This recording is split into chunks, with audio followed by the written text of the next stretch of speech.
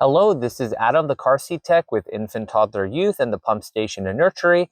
And in this video, we're going to show you how to do a rear-facing lap and shoulder belt installation with your Graco 4Ever car seat. Now remember, always check the manual of your car seat and vehicle so you know how your car seat works with your specific car. One installation is not the same in every vehicle. With that, let's get started. The first thing Graco wants you to do is to attach the cup holders to the car seat. Now the sample I got donated to me unfortunately does not have the cup holders, so we're just going to pretend that we have attached them. They are required for the installation. If your car does not have it, make sure you reach out to Graco so that way you can get the cup holders before you install it. Next, we need to recline the car seat.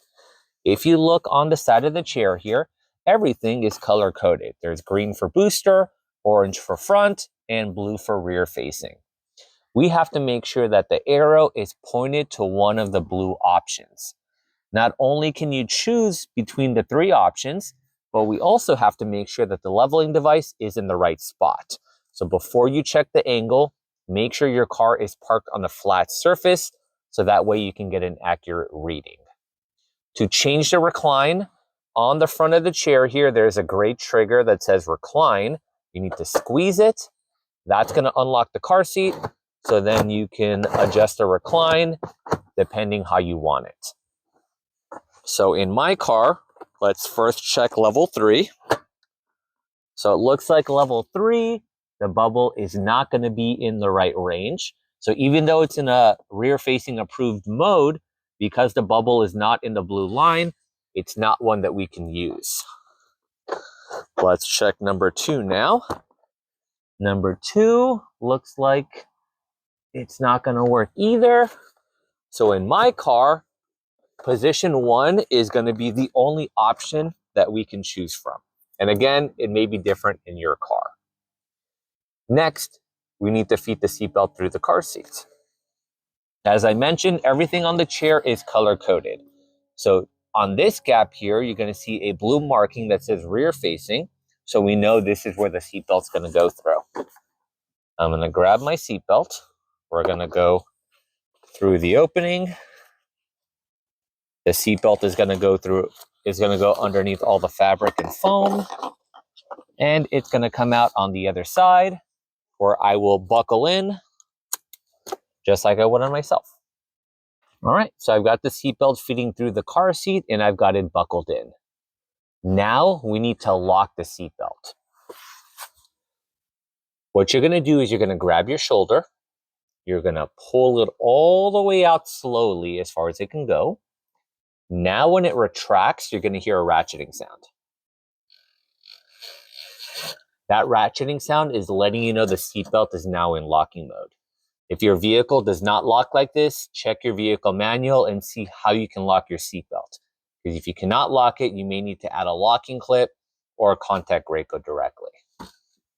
All right, our seatbelt's in locking mode. We can now begin to tighten it. What a lot of families will do is they'll try and grab the seatbelt from the outside of the car seat and just kind of pull it from there. The best way to tighten it is either directly from the shoulder belt or from inside the car seat. So you can actually move the fabric out of the way near the buckle. You can grab the shoulder belt from inside the car seat. And what you want to do is as you're pulling on the seatbelt to tighten it, you're using your body to slowly rock from side to side. And what you do is you're pushing the car seat into the vehicle seat and making it easier to tighten. So as we're tightening little by little, we're making sure we don't let go of the seatbelt so it doesn't loosen up. Whenever you feel like it's tight enough, you're going to pull all the slack and feed it back into the car. And that's just going to continue to lock it to keep the car seat nice and secure. Whenever you feel like this car seat is tight enough, you can put the fabric back on and using one hand only, and you can do either hand, grab the car seat from either side as close to the rear facing belt path as possible, so where the blue sticker is. All you're looking for is an inch of movement. As long as the chair does not slide more than an inch from side to side or front to back, then you know it's tight enough. Never check the car seat from the top because this is where loose weight's going to be. So that's going to rock and shake even if you've tightened this enough. If an accident happens, the car seats are designed to absorb the crash force and redistribute it. Instead of the force being released on the child, it's released on the back here. So don't check the back of the car seat, only check it from the belt path. That's the only place it shouldn't be moving more than an inch. The last thing we're going to do is make sure our angle is still in the right position, because when we tighten it and shift it around, it could possibly change where the angle goes. Let's take a look at it. All right, so I have my leveling device at level 1, and it looks like the bubble is completely inside the blue line. So that means that the angle is all good. No other adjustments necessary. So now that our car seat is tight enough, not moving more than an inch, and the baby's sitting at the right angle, our installation is complete, but our job is not done. Installations are not permanent. Because the car seats absorb and release force, car seats can loosen up over time. So what you want to make a habit of is once a month doing that inch test and making sure the car seat continues to move less than an inch. If a couple months pass and the car seat does start to move more than an inch, then it is your job to tighten it again so it's moving less than an inch. The other thing is, for rear-facing car seats, most of the car seats do not allow them to touch the front seat.